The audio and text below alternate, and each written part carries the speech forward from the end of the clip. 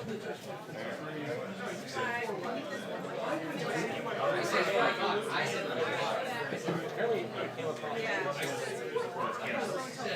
couldn't hear that. Yeah. It's not. Back to work.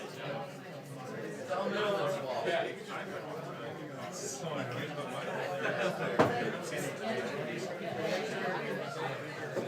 Today's that day.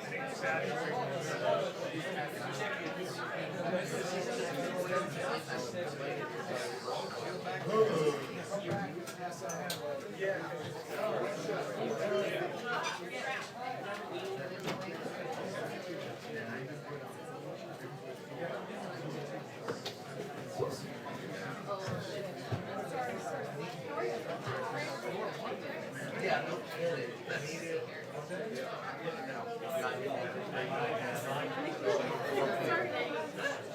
I know how Apparently she can. Hey, gone. Back there. No, it's good and stuff.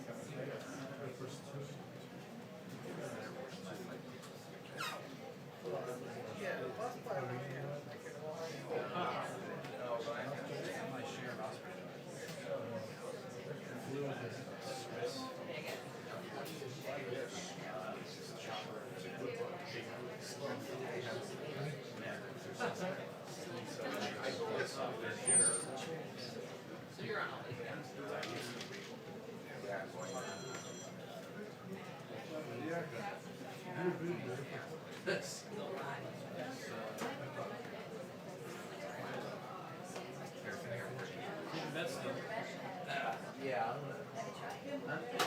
All right, now that that's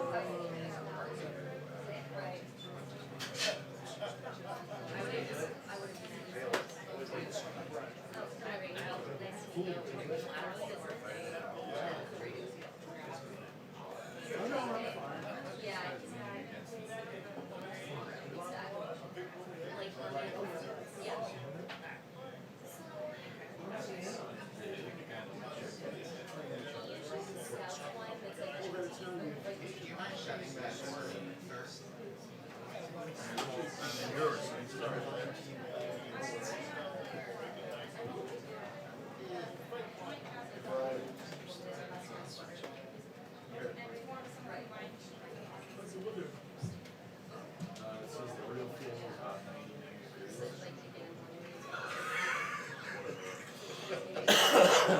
shouldn't make me laugh like that. I'm telling you, you know? Right, yeah, it's like, that's the thing right now, be like, I know.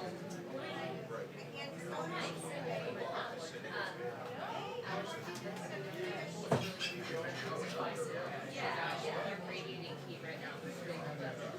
No, sorry.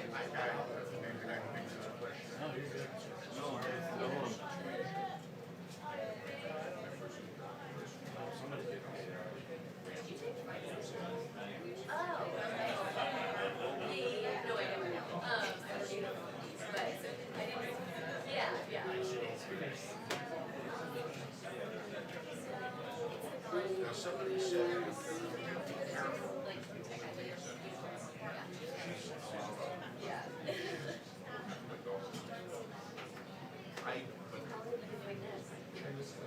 Okay,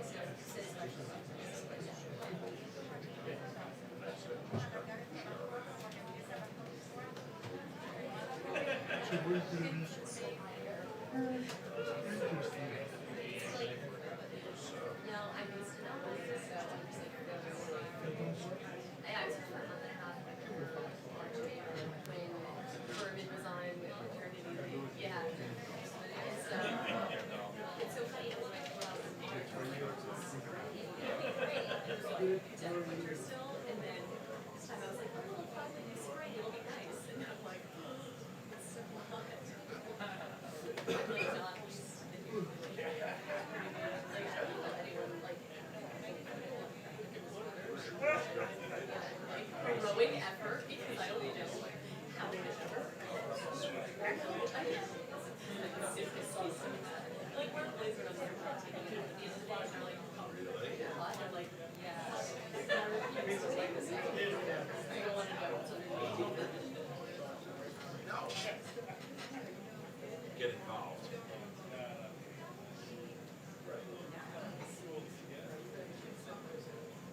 Hello? Observe the merchandise.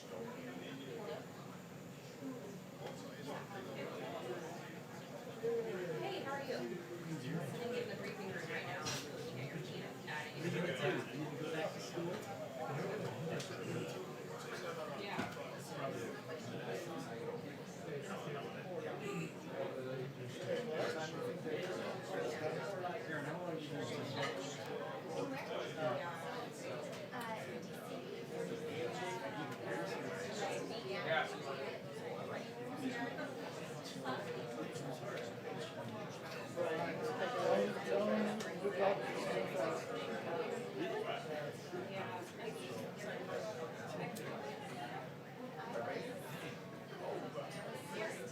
Congratulations. I hardly enforce it. Hey guys, Believe in marriage. hey, go for it tonight. Or just if they're in like. No.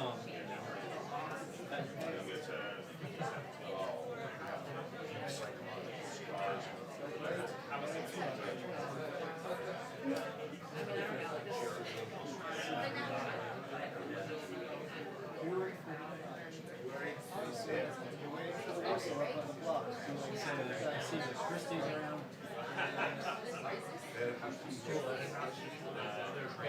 No, and right, just, I think in a quarter. Hopefully tomorrow, keep me posted. Oh, I know, just saying.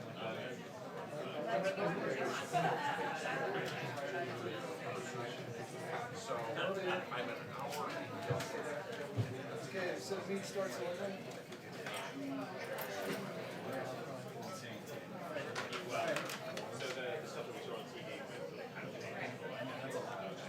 Okay.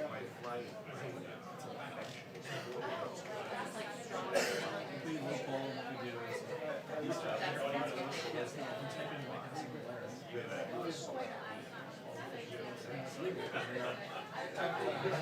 Property of America. So that's what we do. Yeah.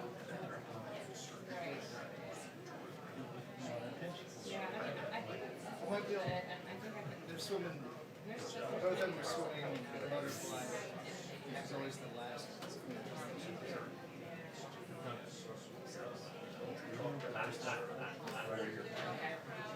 When is that? What's it like?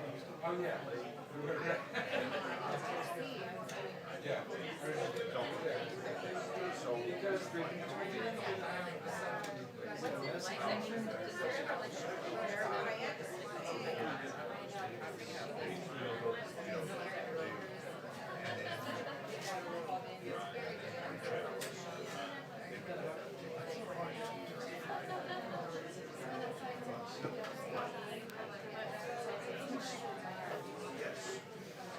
Someone should have pulled now.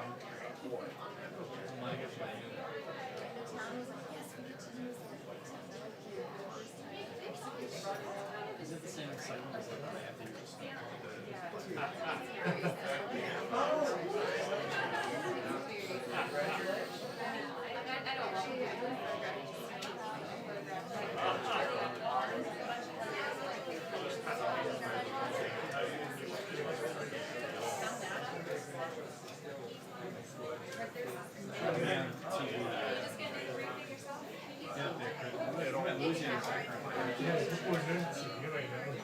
We are.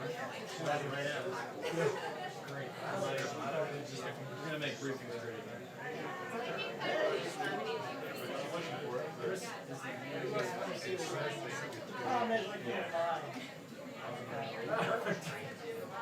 I can't do that, but see you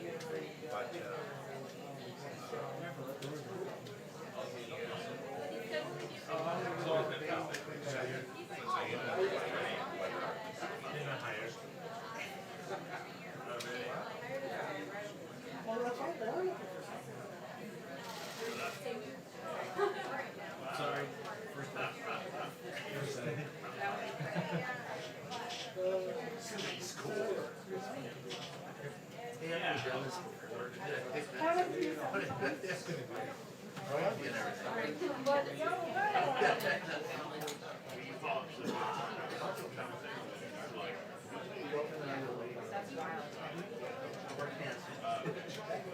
Well, I'm back. I'm back. We gotta stop meeting. I know. Margaret, I was just saying.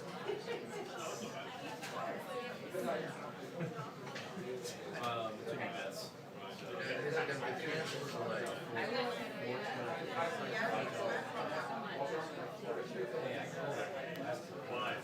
No, it's helpful because I mean, they want his activities. Out. Right. Just jump up and down. All the base.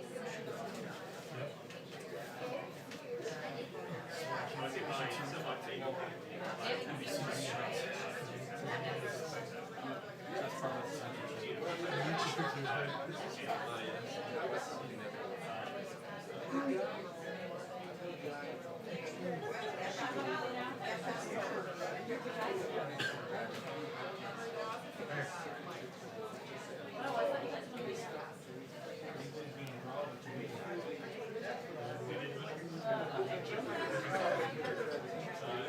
Yeah, I'm plugged in.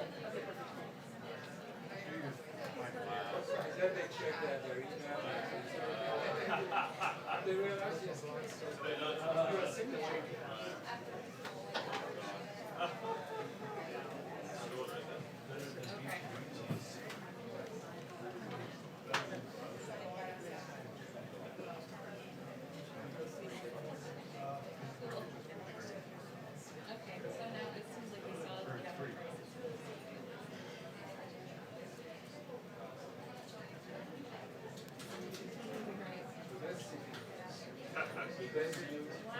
I'm writing something about understanding that military, like in addition to the story, the training of the military branch. Well, he wants it. For much of the branch of the military in the United States. So let's just.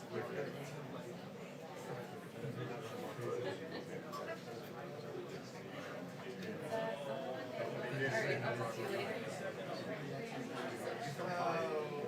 I will.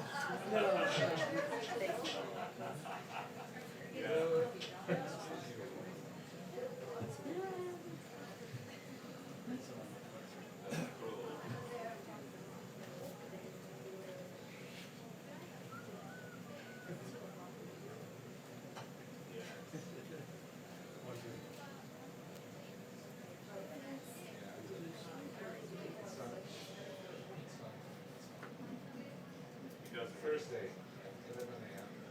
Friends too. And then this is supposed to be Dr. Denmark. That's on the 25th.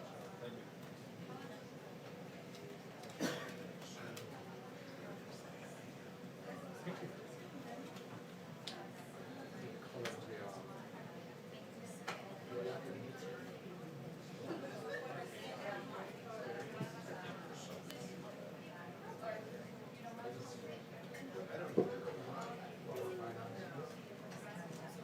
Well, they would have to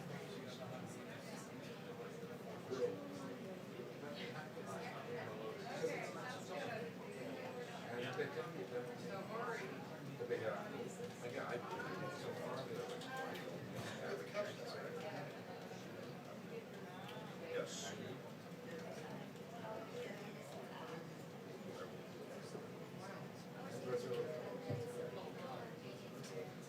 Yeah.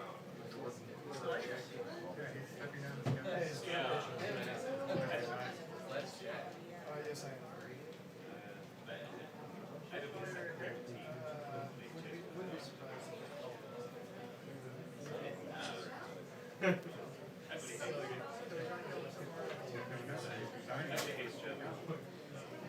Remember, they didn't sign him. Hey there, how are you?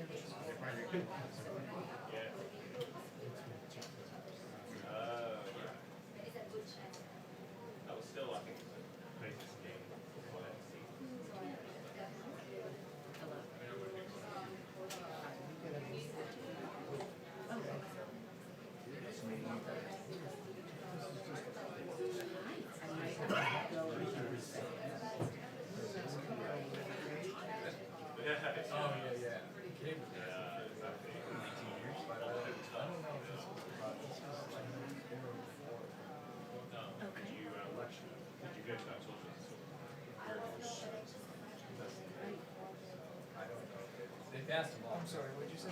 Thanks. It's kind of shoot, that's sorry. It's tomorrow. Yeah. Here's the thing, I'm doing this.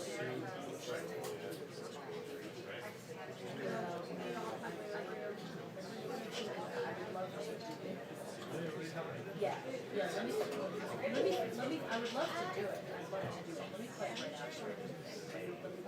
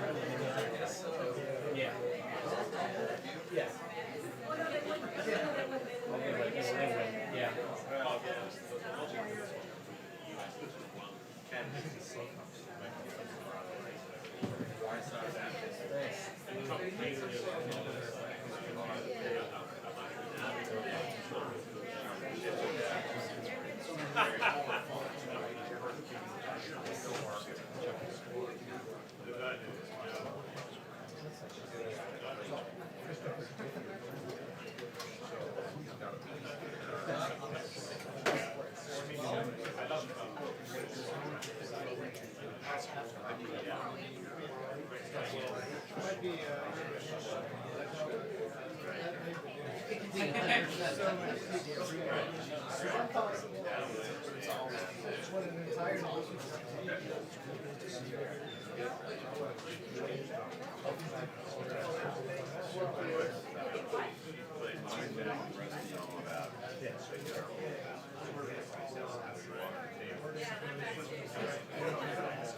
Not many people do that, but there are people who did.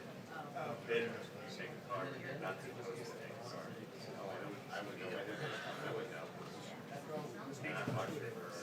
Let's do it at 6.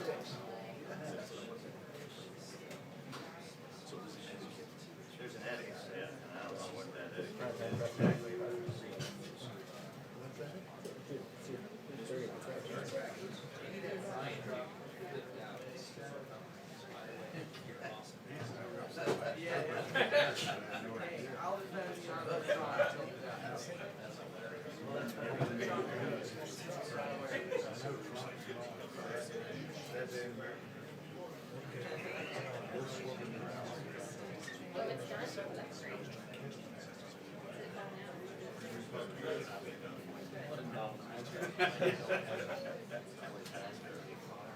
Well, they may sell the shrimp.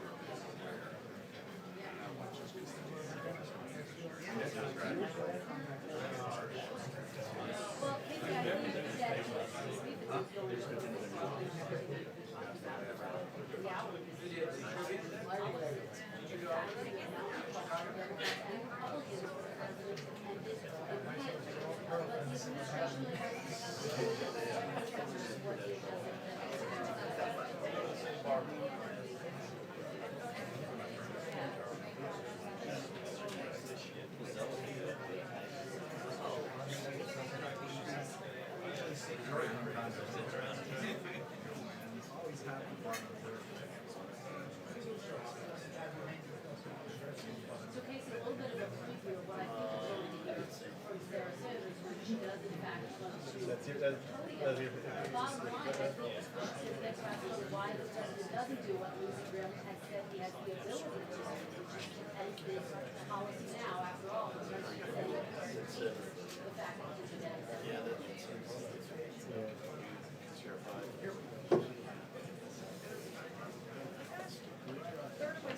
Also, this is my favorite part. Also, his sister helping me with his chair. Hey, Ed, can they switch me to 4 p.m.? And then Pompeo helped the president too.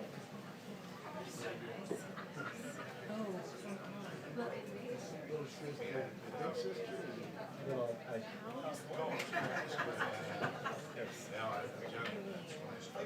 and then like Pompeo comes over there. Yeah. Yeah, so like, this is like, she helped him with his chair. She helped with his chair, and then Pompeo comes over there. Did you get any questions? I was just a kid. I remember somebody else.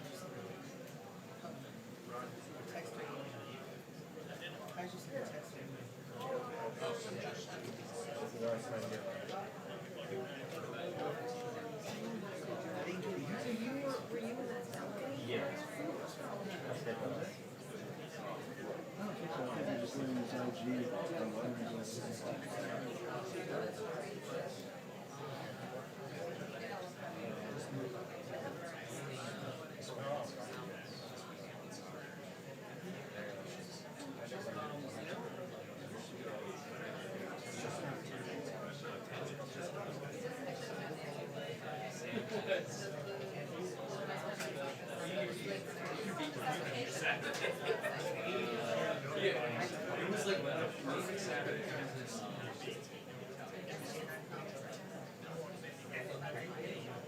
I did.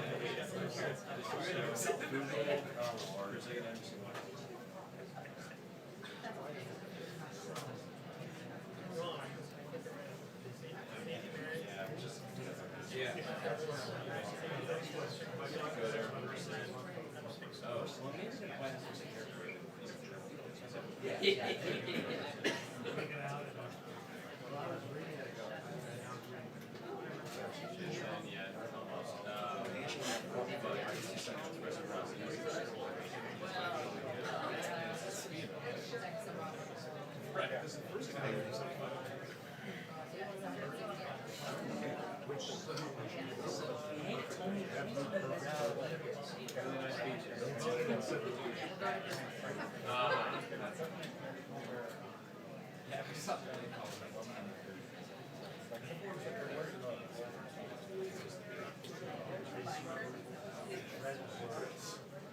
That was it. You had to like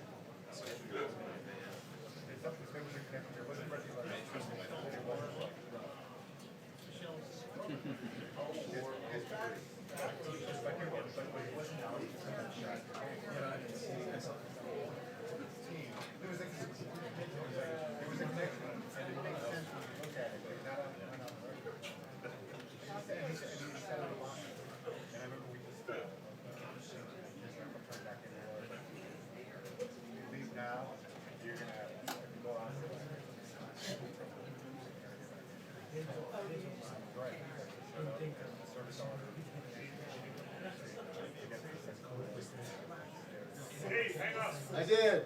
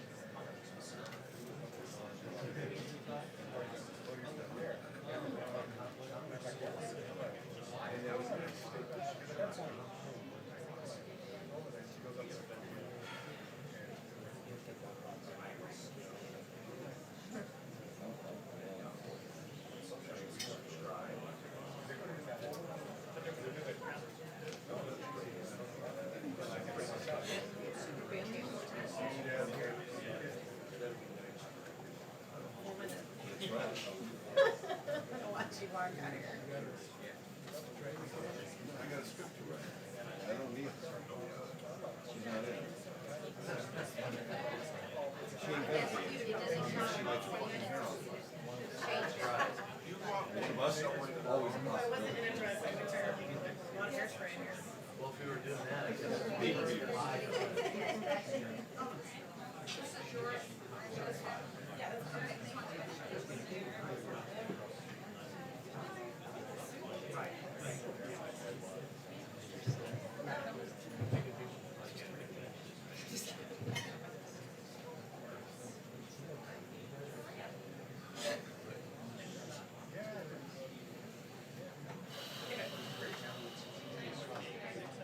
No, I was in Vegas.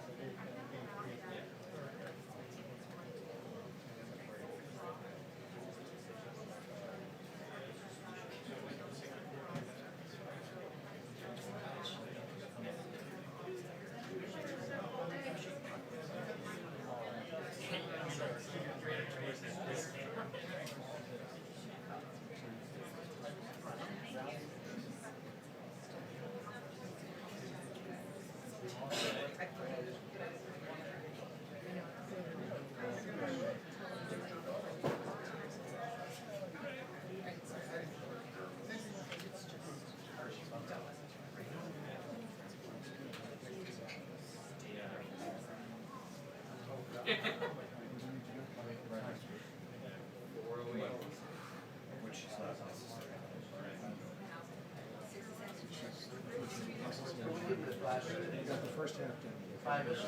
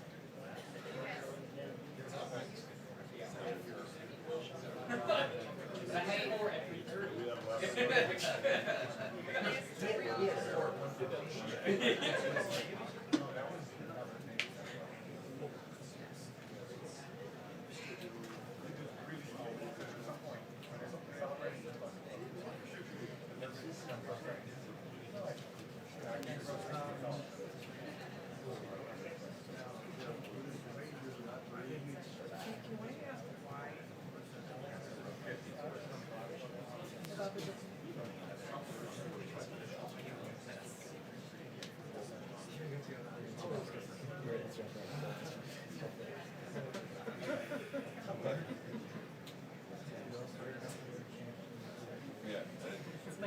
Overheard by you. No, but the,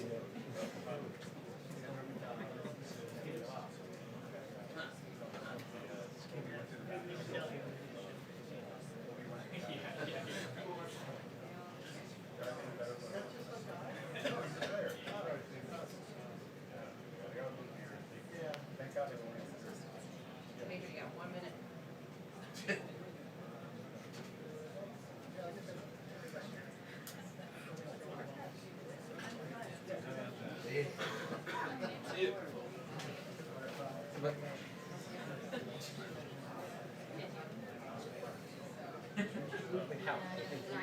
on the phone?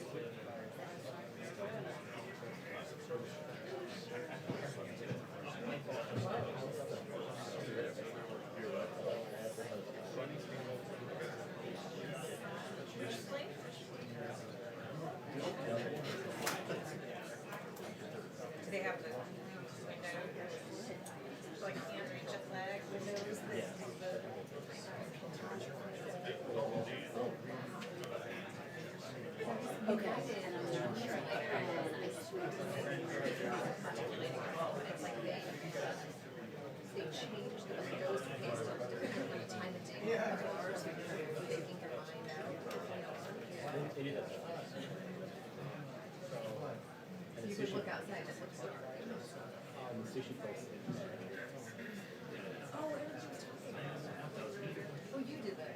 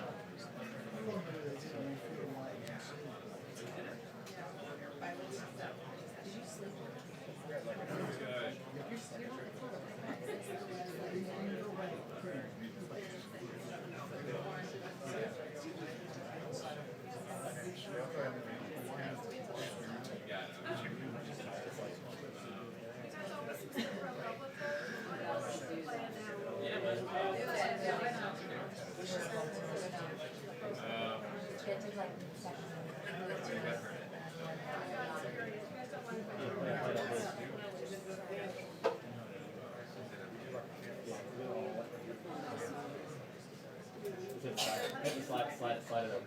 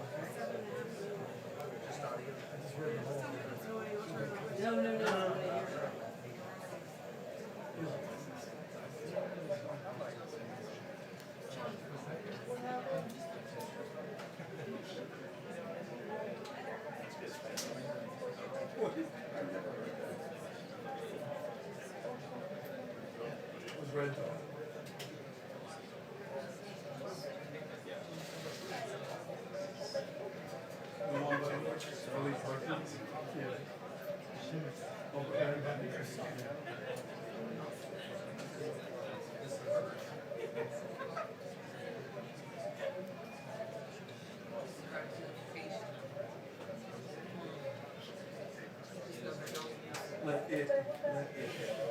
I told you this. I saw you. It's sick. It's really like that. You know, these games are not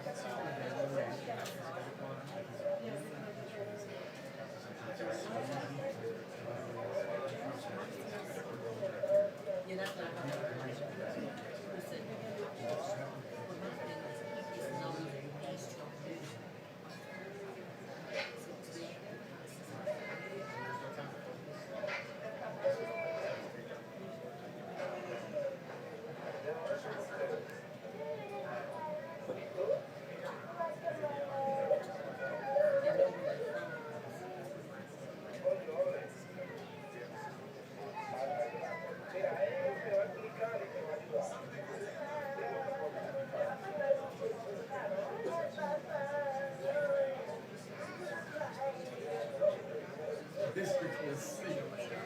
That was Dickie's block.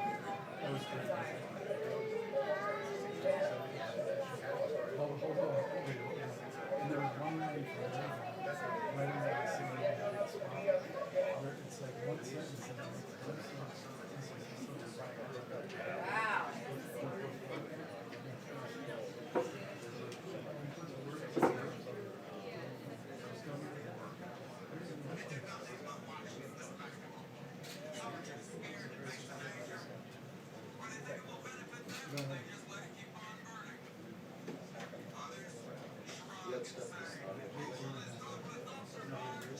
Richard Payne, his new ad.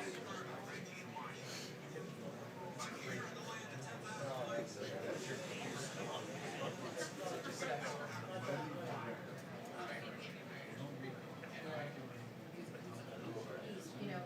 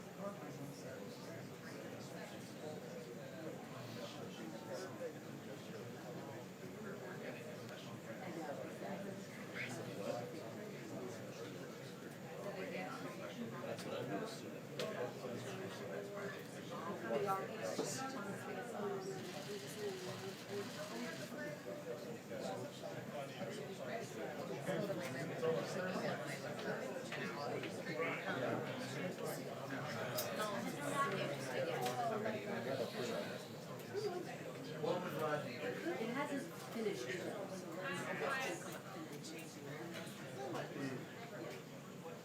Perfect. Okay, that's good. Go get him, Brian. You'll fix it. I will beat you up, Brian. Just say no, don't go in there. It'll be all better. I'll circle back with you guys.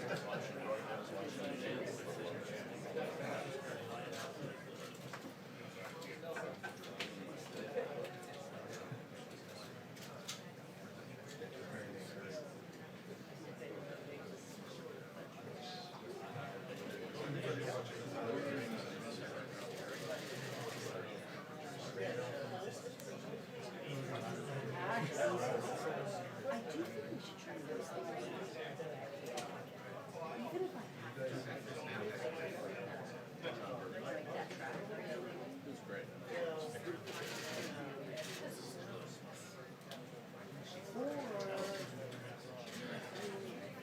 Oh my God. Hey, people, Brian, want to beat you up on that one. Here's the ending.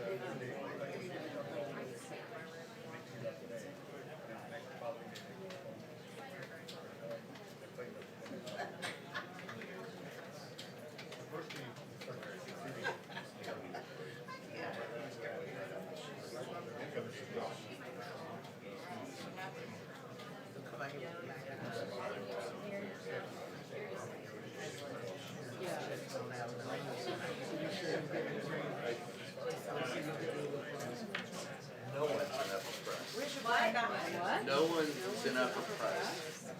No one. I think she's behind the door. I knocked on the door. They get on a bus and look. Huh? There was a Janet in there. There'd be Laura walked in with a strap.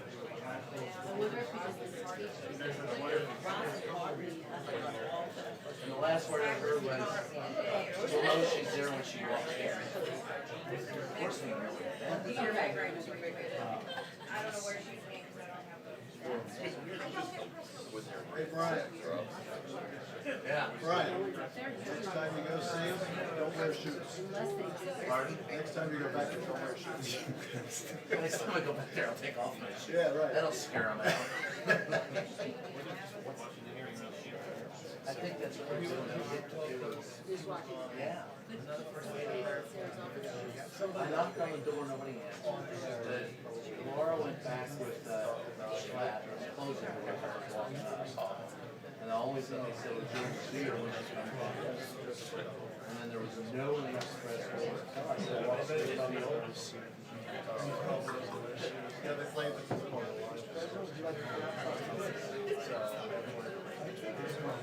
Oh, yeah. Now it makes sense. I was confused.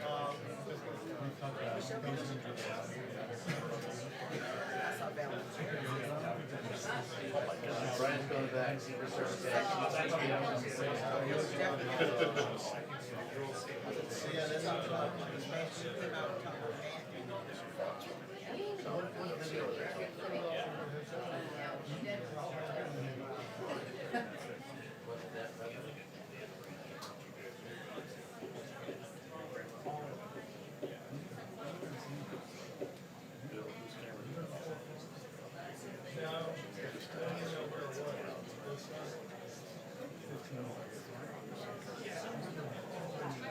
We are still waiting. I want to draw your attention to things.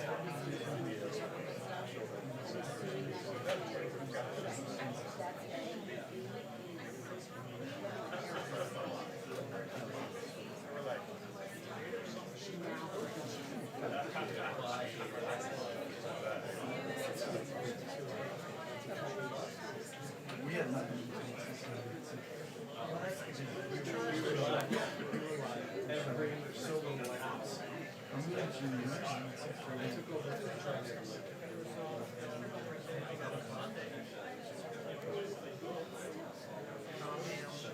They're sleeping at 10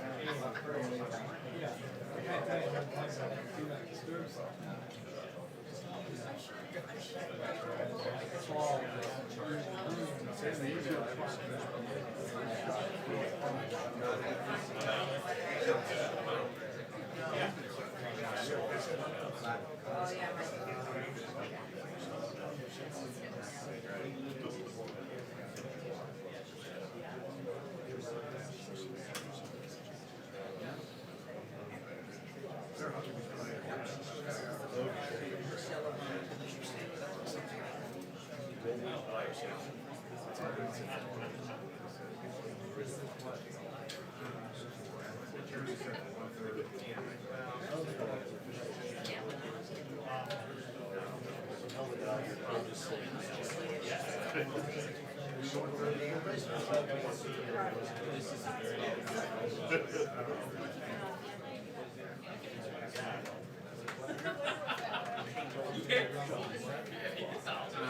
not that bad. That would be the new game.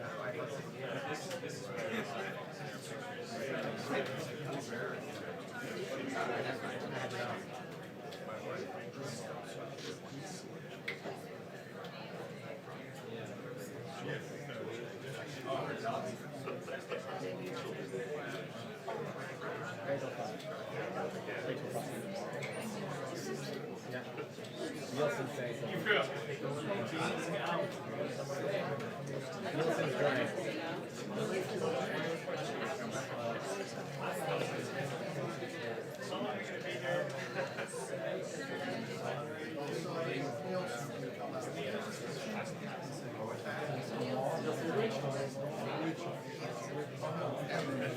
Yeah, it's all about.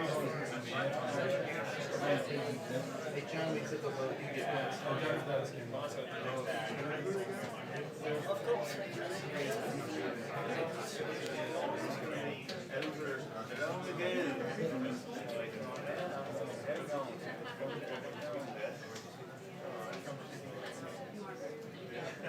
I got a better idea.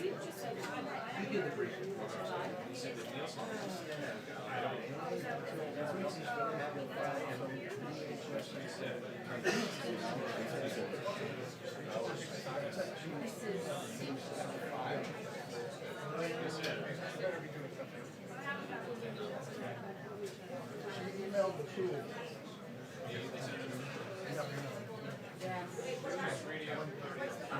Nielsen's coming at 5, they're gonna brief at 5 instead of 4. What? What? It's 5 o'clock now? It's 5 o'clock. Oh my God, something they need to get right now. We went from 4 to 5. They're trying to get their Jesus right. They're trying to get their Jesus right. They're trying to get their Jesus right. They're trying to get Jesus right.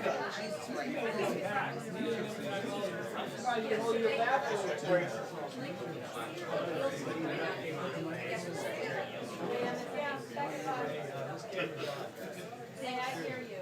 You guys want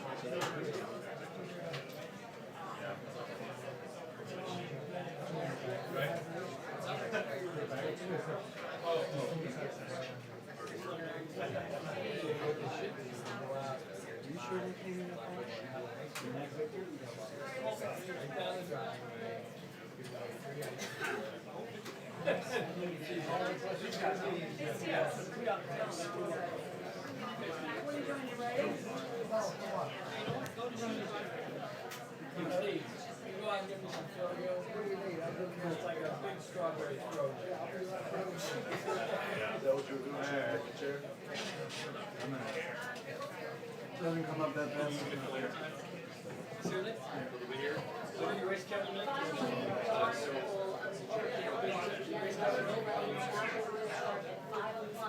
About a half hour from now, the reason for that, because DHS Secretary Kirsten Nielsen is going to come to the podium, will be joining Sarah Sanders to brief us about this crisis that is frankly involving this administration. The fact that you have this really time throughout the day, and that the government fact that the White House is trying to limit the amount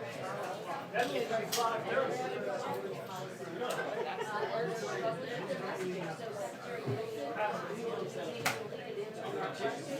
I would anticipate questions about the water crisis will dominate this region. Certainly that is what is on our minds today. I wouldn't be surprised if my colleagues were armed with a number of questions as well for the Homeland Security Secretary, who has been defending this, who said there's no policy of separating parents and children at the border. The bottom line though, Nicole, as you've been reporting, as you've been reporting throughout the day here on MSNBC, this is happening because the Attorney General Jeff Sessions announced a zero tolerance policy several months ago that has ultimately led to electronic separation of families.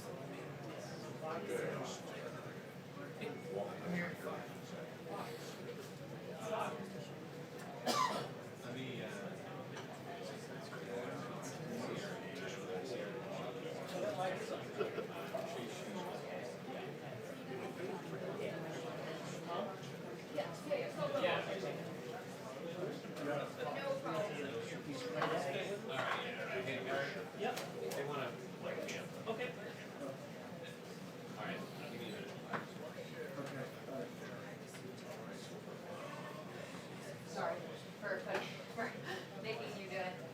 Well, I think that's certainly a good question. Look, she was someone who was really determined by the chief of staff, John Kelly, very much wanted to see her in that position, replacing him when he did become the chief of staff. It's our understanding that President Trump had his eye on a number of different people, which were ultimately did agree to the Women's Experience. And I think there has been some tension behind the scenes for all of the reasons that you just cite, Nicole, and there's no doubt that this is a significant test for the Homeland Security Secretary. I think that's part of why you're seeing the messaging that we are seeing from her. She's been very defensive, effectively saying, look, if you don't want this to happen, don't break the laws, don't cross the border illegally. That has been her messaging. She's dug in on that. I anticipate we'll hear some version of that when she comes in. But Nicole, there is no doubt, I think this is a critical test for her, for this administration. Check. Stephen Ford, CBS News, the White House breaking Thanks, news. Nicole. She's gonna send her a note. Yeah, I got it. Send DQ. All right. Yeah, loud and clear.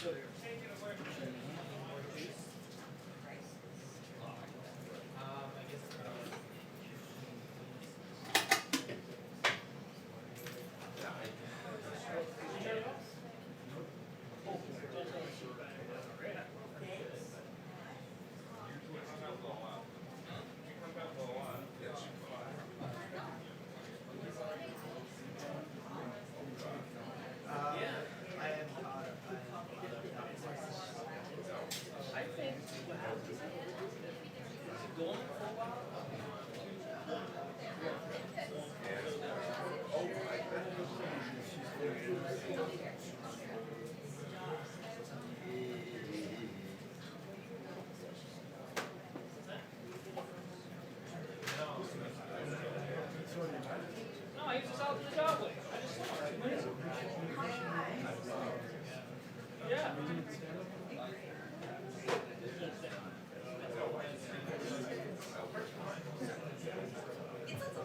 No, I'm just saying, this is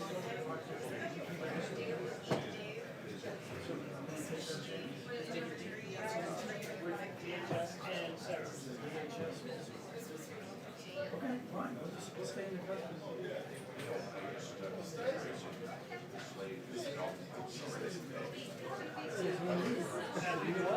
It's another year. She said, everything is beside her. That's interesting.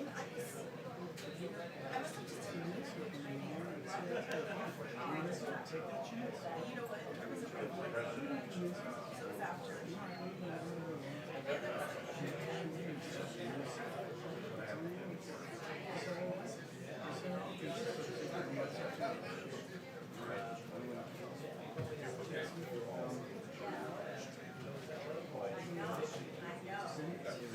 So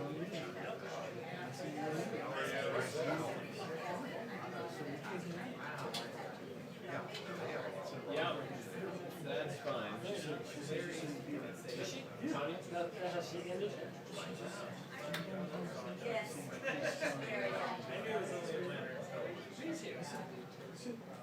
He's a bully. I didn't answer.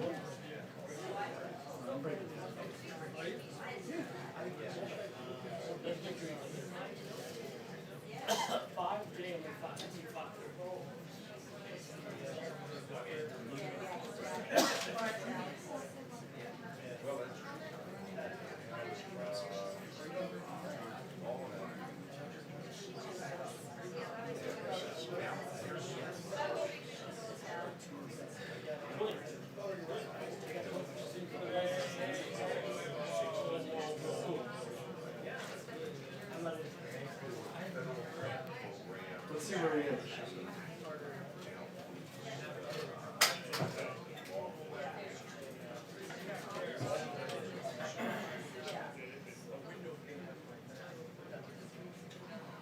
I'm going back to work. Exactly why it's been delayed, we don't know, but we do know that Secretary Complaints will be taking research and employees in the White House at the top of the hour, 5 o'clock p.m. Eastern Time, alongside Sarah Sanders. That was pretty good. Today at midday in New Orleans, speaking at the National Association of Sheriffs.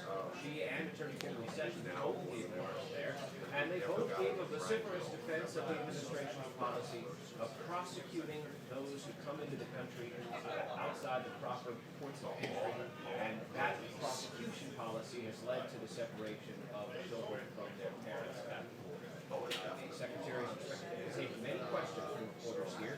This is quite a delayed briefing, that's certain. The briefing was initially said to be around the 1 o'clock hour, then it was 4:30 time period, then 4, and now we're told 5 p.m. Eastern Time. But we do expect to hear from Secretary Nielsen here in this room.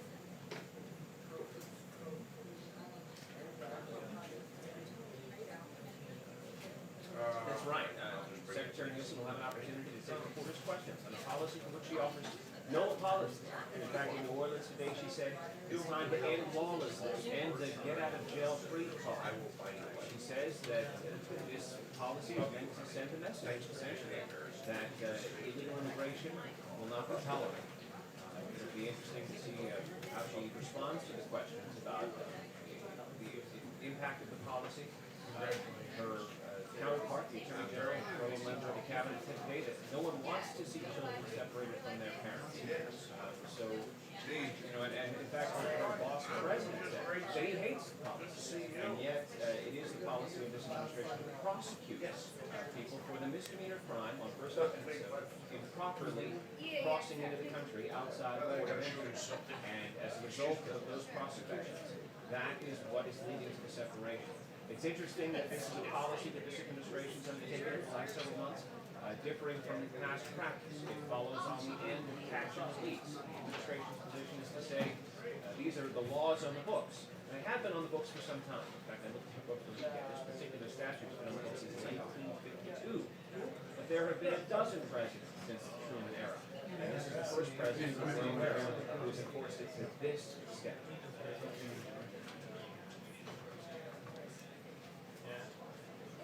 Yeah, what?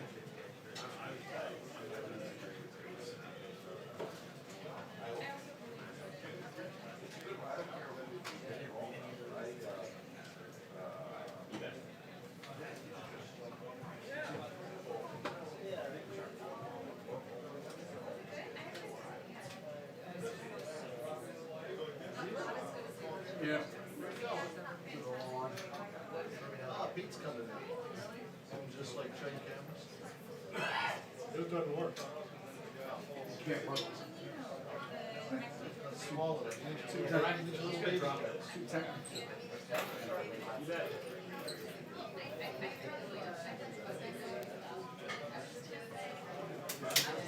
Well, you did a good job. Yeah.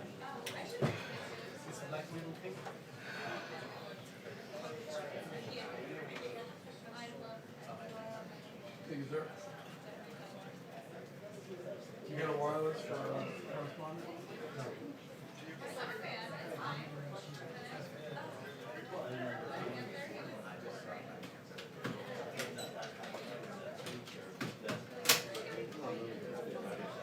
No.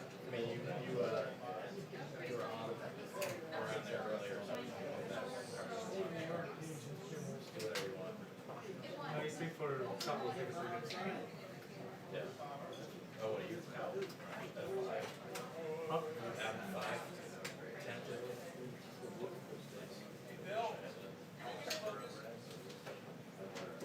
You haven't got it by now.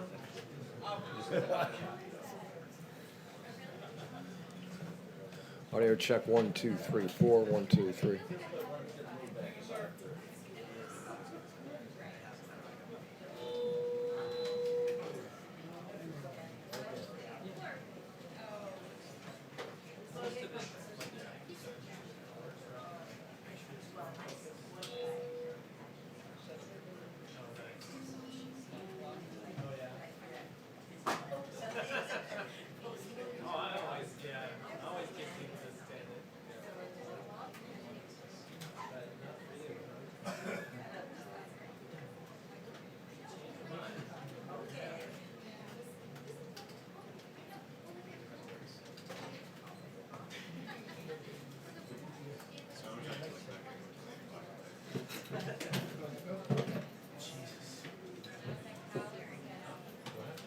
When you get a chance, can you give me some moisture? Nobody leaves until 8 o'clock. Let me get my report. Oh, I hope so.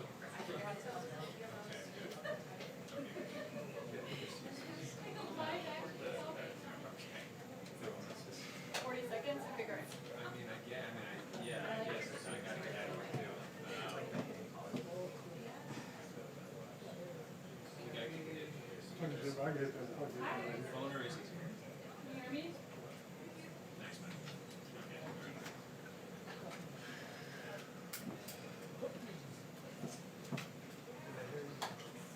don't know.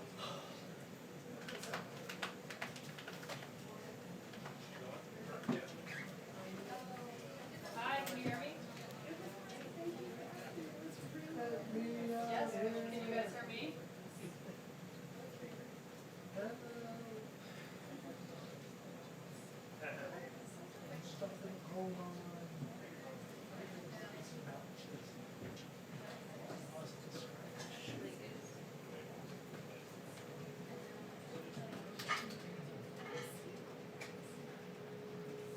One, two, three, four, five.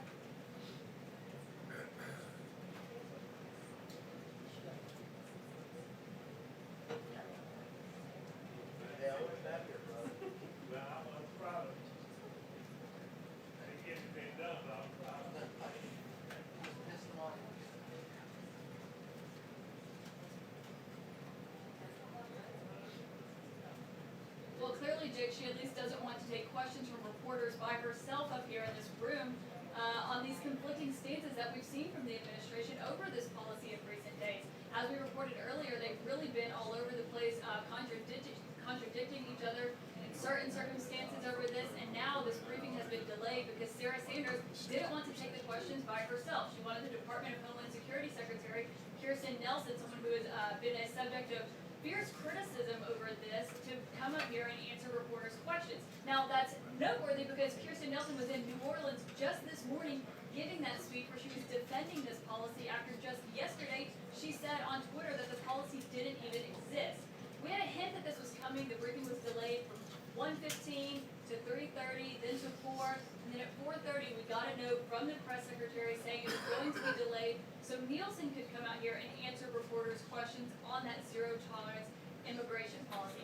She thanked people for their patience as this went on, but clearly, Jake, what we were seeing is the White House is still struggling to get on the same page regarding this, even as we're seeing the president really double down, try to take this into their own hands. We know that Nielsen gave that speech this morning defending this, but then the president, instead of letting her speak for this policy, and the Attorney General Jeff Sessions, he came out at that space event earlier here at the White House today, trying to justify what has happened with immigration in recent days. And now we are waiting to hear from Sarah Sanders, but it looks like it'll be Nielsen taking most of the heat in here, Jake.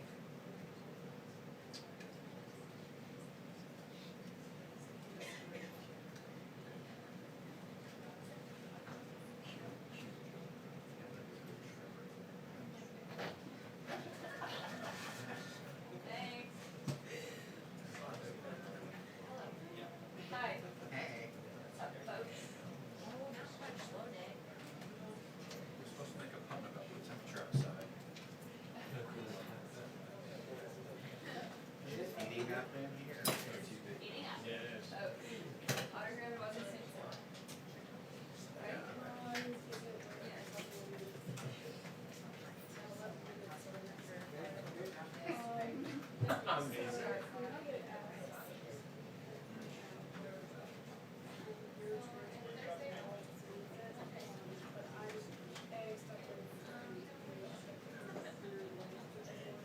So, the standard question is, we have talked to the president about that, we'll get back to you as soon as we can.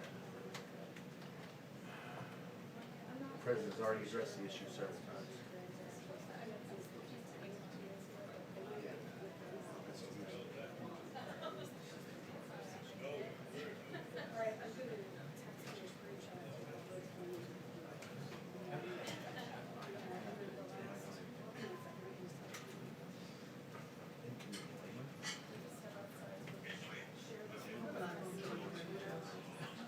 Oh, well, yeah, that. You can use any plug. I don't have a plug though. Yeah, you got it. I have a plug. Good luck. Yeah, right. John, your time in the barrel. But for me, I cannot even plug in President anywhere. already addressed this issue. Well, for me, I cannot plug in anywhere, so I'm using it as well. Right, I mean, I've got some. If you can find the cable, I have it. I don't have a cable. I don't have both. Mine's in the car. I forgot to bring it in. I really like you, even though you asked difficult questions. Mine is dying. What? Mine is dying. Yeah, so is mine. We want somebody else. No, I want to answer your question. Yeah, I don't care about yours. We'll just use his alarm. Is his phone charged? Yeah.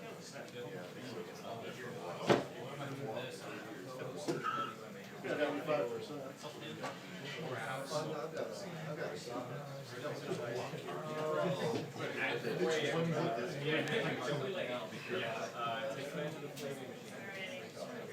Actually, I found that, you find a block if you got a cable. No, I have a glove for you, if you Oh, want. I do. I don't have a cable.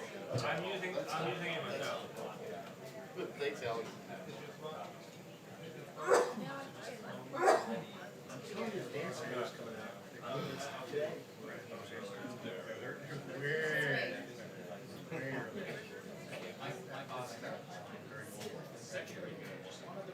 But I agree.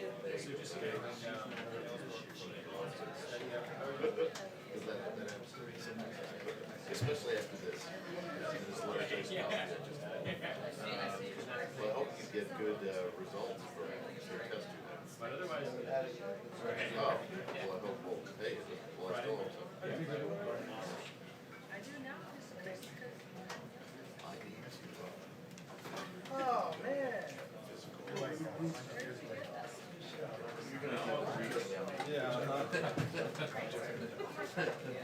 I made the right call. Yes, you did. Hey, do I give an iPhone charger? Huh? Give an iPhone charger? I borrowed one in the back, and I was back there. are you leaving a whole set of, Okay, we'll see. We have more than enough. I guess we will. But, you know, if I sat here like until the end of it. Like us. So Brian was saying that this place used to never know Well, it was kind of, when I was a kid, people stashed, there was booze on it. Maybe what's below you, you go amongst all these. Still is. Just gotta know where. I'm just saying. I'm just trash back here. Gotta go where I usually go. But it was, remember, there was couches. That was. Yeah, it was like King Louis. I don't know. Oh my God, really? Practicing. This was supposed to happen. You think you know everything. I bet when you get the tip. Oh, I Hey, you got out of that. What time you know? I do that, dude. 750 yards. What do you do that? You did it from Disappointed to find out that you Yeah, because we're about to pull you. steal your shirt. Your shirt is off.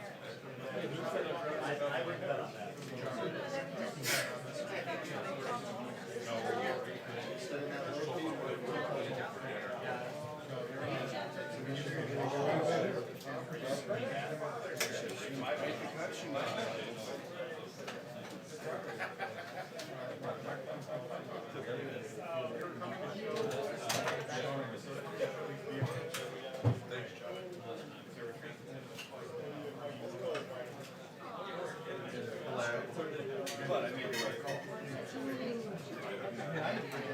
I ran back, came down, and now they've now got.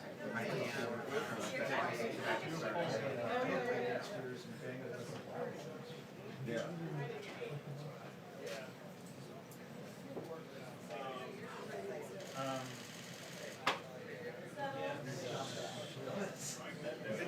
As a Pavlovian response every time. Well, really, that's good. As soon as I hear it go off. I got other stuff I need to read in over time, but I'm not here. Right, I got to fly back. We leave in about 10 minutes. Here was really for training. She's like, What?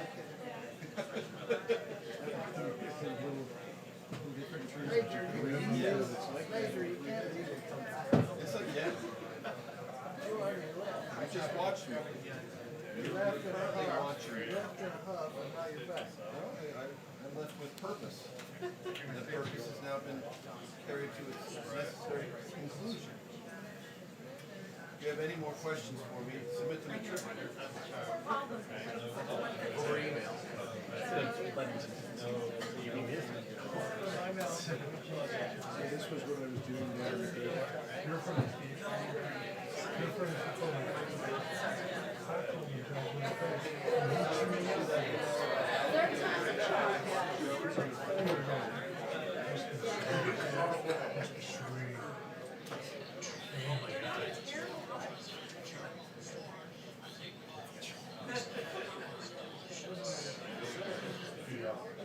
He was doing the Broncos going on vacation and taped every possible mister. That was what I was doing today.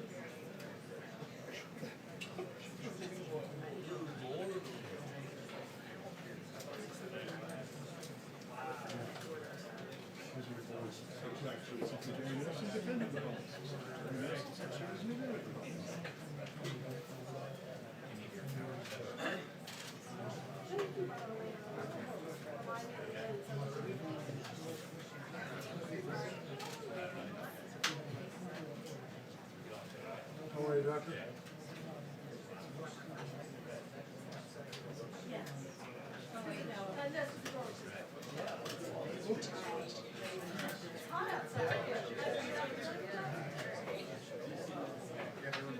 Well, you're assuming something about it. Sorry. It's Kristen, I hear you. Do you need it? New York Times, you know, that fake newspaper, failing New York Times. I hear you, I'm seated.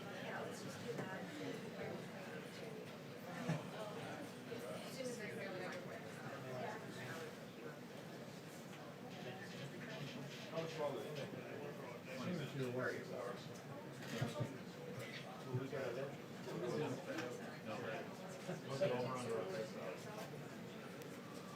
Martha's back, so they have to put it out tomorrow. All right. Stand up.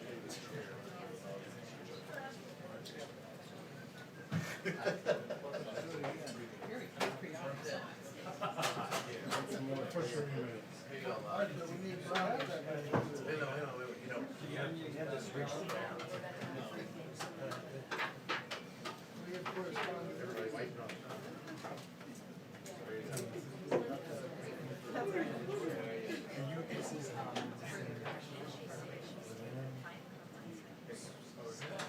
So it can come up failing New York Times. Also failing. Also people don't do that. You can't get a pen? You're blocking it.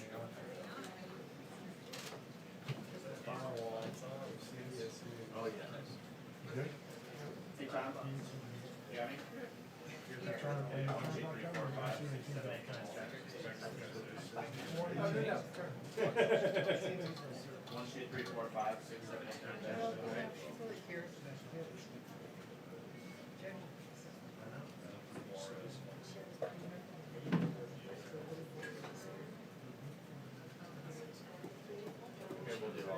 you guys have the tweet as well, Jill?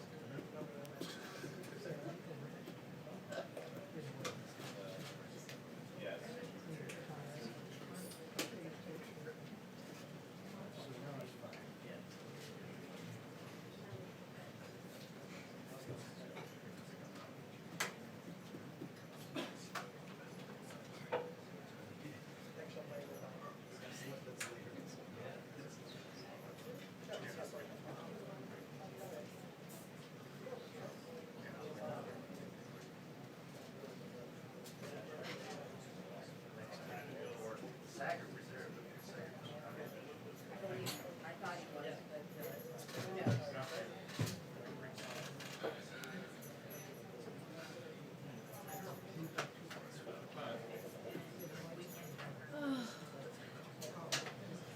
Wolf, it certainly is. The White House has struggled really throughout the day in the last several days, and certainly the last several hours, explaining and defending this immigration policy. We heard the president earlier today essentially acting as his best spokesman, essentially defending and doubling down on what he believes is the right policy, but again, of course, blaming Democrats for this. Take a listen to what he said earlier today.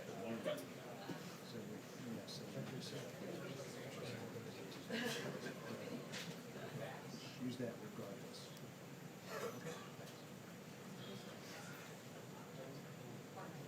But in effect, that's exactly what has happened. There's searing images all throughout Father's Day weekend, certainly bringing this issue to life. But the new face of his policy, who's trying to explain this policy, perhaps, we'll be hearing from her shortly, at least scheduled to, is the Secretary of Homeland Security, Kirstjen Nielsen, who is going to be delivering that briefing, as you said, Wolf. But she is a prime example of the administration not having one single message. Take a listen to what she said earlier today, speaking to sheriffs.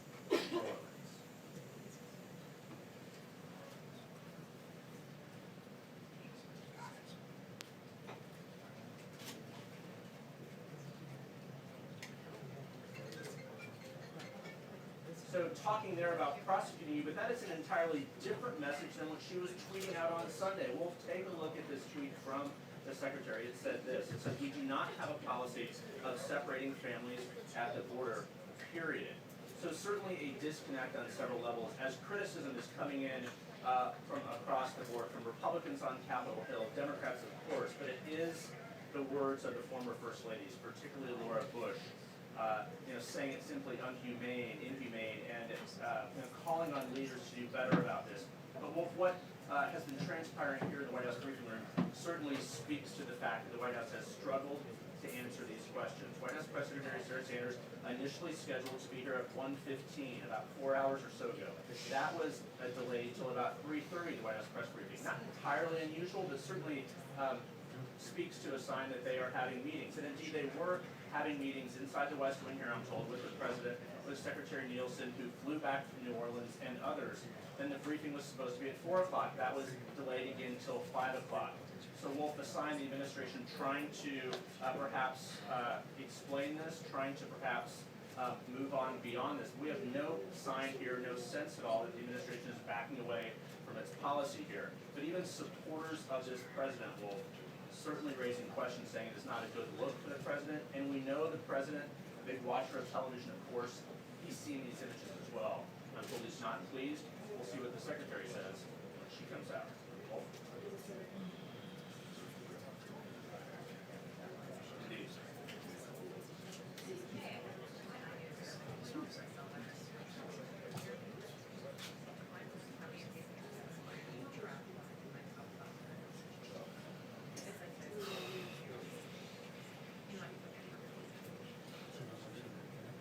At this point, Wolf, we do not have any indication that they would be backing away from this policy. This has been the policy of this administration for a couple months or so. The Attorney General, Jeff Sessions, announced this zero tolerance policy in April. It did not get all that much attention, but it certainly unfortunately has gained steam since then.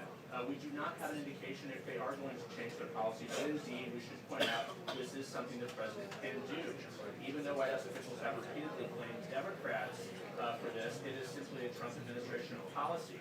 It is true, of course, people on both sides have spent very little time trying to work through a broader immigration bill. The president has talked about immigration a lot, has not made it a priority in terms of actually trying to find essentially a bipartisan agreement here. So we will see what Secretary Nielsen says. If she would indeed back down from what she said earlier, that would be quite extraordinary, but we simply do not know what the president is directing on this. He was involved in meetings here in the West Wing earlier this afternoon. This is something that certainly is not going away. They're getting an earful from everyone. He is going to a Capitol Hill tomorrow to talk to House Republicans about a broader immigration bill. Of course, it includes this as well. So we will have to wait to see what Secretary Nielsen says. Of course, she is the Homeland Security Secretary. She works here at the White House as a chief of staff, essentially for the chief of staff, John Kelly. So she's very familiar with, of course, the president. But she and the president have been at odds over this policy and over immigration as well. So we'll have to stay tuned to see exactly what she says. But so far, no indication, at least as we're hearing, that they're going to change their tune on this policy.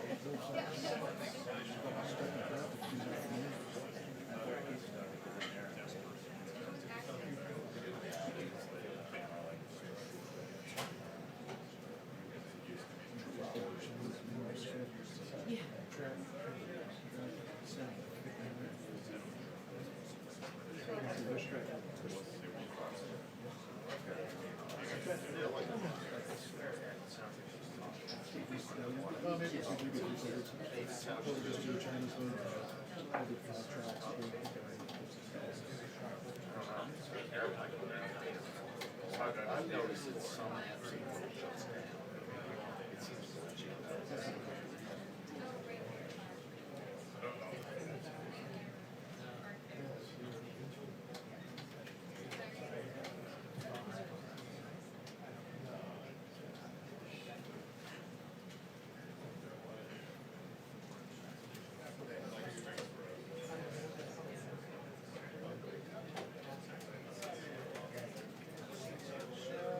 Yeah.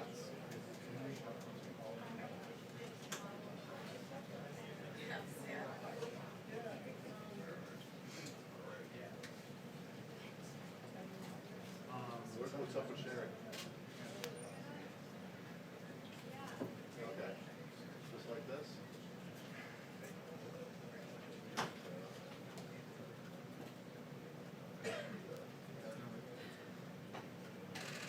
All right. Stop that.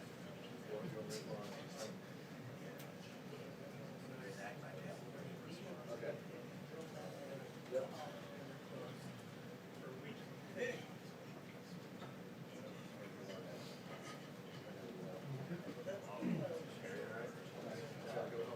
Setting up the West Wing for night.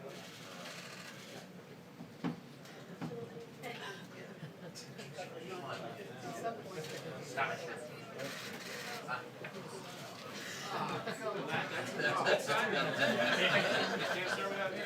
So it's getting ready to happen. Okay, so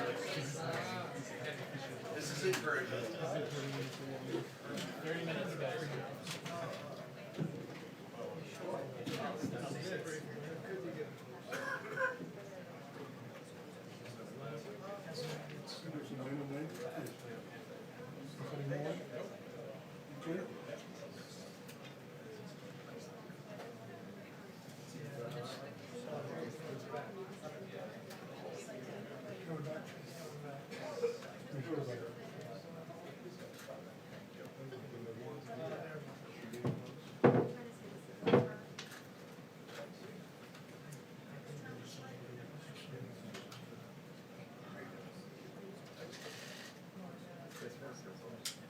very distinctive.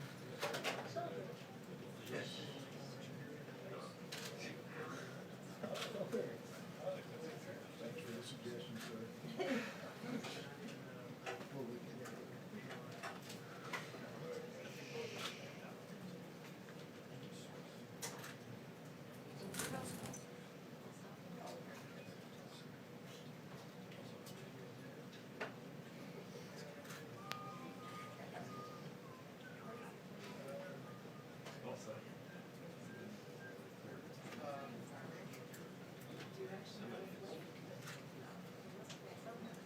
That's the Darth Vader.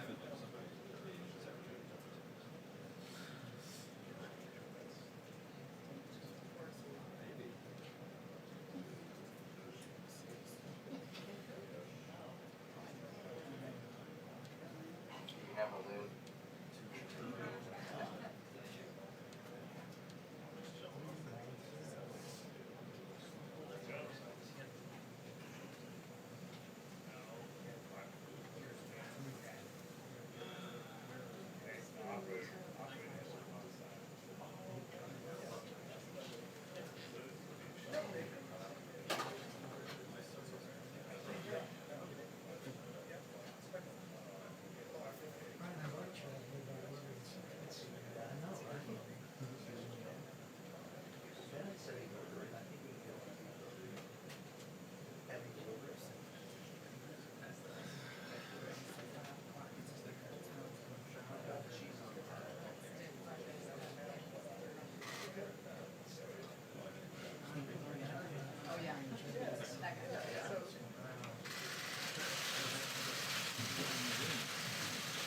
Good afternoon.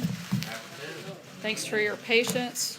As you know, President Trump has laid out an immigration reform proposal that closes loopholes and provides the necessary resources to secure the border. Congress needs to fix our broken immigration system. To answer some of your questions on this topic, I've invited Secretary of Homeland Security Kirstjen Nielsen and the U.S. Customs and Border Protection Commissioner Kevin McAleenan to the podium. And as always, I'll be back up afterwards to take questions on other news of the day. Thanks. Well, good afternoon. It is my pleasure to be here because I would love to see if I can help explain some of what's going on and give you some of the facts. I know there have been a lot put out there, but hopefully we can clarify some things today. I just wanted to start by thanking the sheriffs of the United States. I had the privilege of speaking to them this morning at the National Sheriff's Association conference. We are so thankful for their partnership at DHS and all they do to protect our communities, so I thank them. So I want to provide you an update on the illegal immigration crisis on our southern border and the efforts the administration is taking to solve this crisis and to stop the flood of illegal immigrants, drugs, contraband, and crime coming across the border. So let's just start with a few numbers and facts. So in the last 3 months, we have seen illegal immigration on our southern border exceed 50,000 people each month, multiples over each month last year. Since this time last year, there has been a 325% increase in unaccompanied alien children and a 435% increase in family units entering the country illegally. Over the last 10 years, there has been a 1,700% increase in asylum claims, resulting in asylum backlog today in our country of 600,000 cases. Since 2013, the United States has admitted more than 500,000 illegal immigrant minors and family units from Central America, most of whom today are at large in the United States. At the same time, large criminal organizations such as MS-13 have violated our borders and gained a deadly foothold within the United States. This entire crisis, just to be clear, is not new. It's been occurring and expanded over many decades, but currently it is the exclusive product of loopholes in our federal immigration laws that prevent illegal immigrant minors and family members from being detained and removed to their home countries. In other words, these loopholes create a functionally open border. Apprehension without detention and removal is not border security. We have repeatedly called on Congress to close these loopholes. I myself have met with as many members have been willing to meet with me I've testified 7 times. I will continue to make myself available to ask that they work with us to solve this crisis. Yet the voices most loudly criticizing the enforcement of our current laws are those whose policies created this crisis and whose policies perpetrate it. In particular, we need to reform 3 major loopholes. Let me quickly walk you through them. First, we need to amend the 2008 Trafficking Victims Prevention Reauthorization Act, or TVPR, which is much easier to say. This law encourages families to put children in the hands of smugglers to bring them alone on this dangerous trek northward. And make no mistake, we've talked about this before, this trek is dangerous and deadly. Second, we need to reform our asylum laws to end the systemic abuse of our asylum system and stop fraud. Right now, our asylum system fails to assist asylum seekers who legitimately need it. We are a country of compassion. We are a country of heart. We must fix the system so that those who truly need asylum can, in fact, receive it. Third, we need to amend the Flores Settlement Agreement and recent expansions, which would allow for family detention during the removal process. And we need Congress to fully fund our ability to hold families together through the immigration process. Until these loopholes are closed by Congress, it is not possible, as a matter of law, to detain and remove whole family units who arrive illegally in the United States. Congress and the courts created this problem, and Congress alone can fix it. Until then, we will enforce every law we have on the books to defend the sovereignty and security of the United States. Those who criticize the enforcement of our laws have offered only one countermeasure: open borders, the quick release of all illegal alien families, and the decision not to enforce our laws. This policy would be disastrous. Its prime beneficiaries would be the smuggling organizations themselves, and the prime victims would be the children who would be plunged into the smuggling machines and gang recruitment on the trip north. There's a lot of misinformation about what DHS is and is not doing as it relates to families at the border, and I want to correct the record. Here are the facts. First, this administration did not create a policy of separating families at the border. We have a statutory responsibility that we take seriously to protect alien children from human smuggling, trafficking, and other criminal actions while enforcing our immigration laws. We have a long existing policy, multiple administrations have followed, that outline when we may take action to protect children.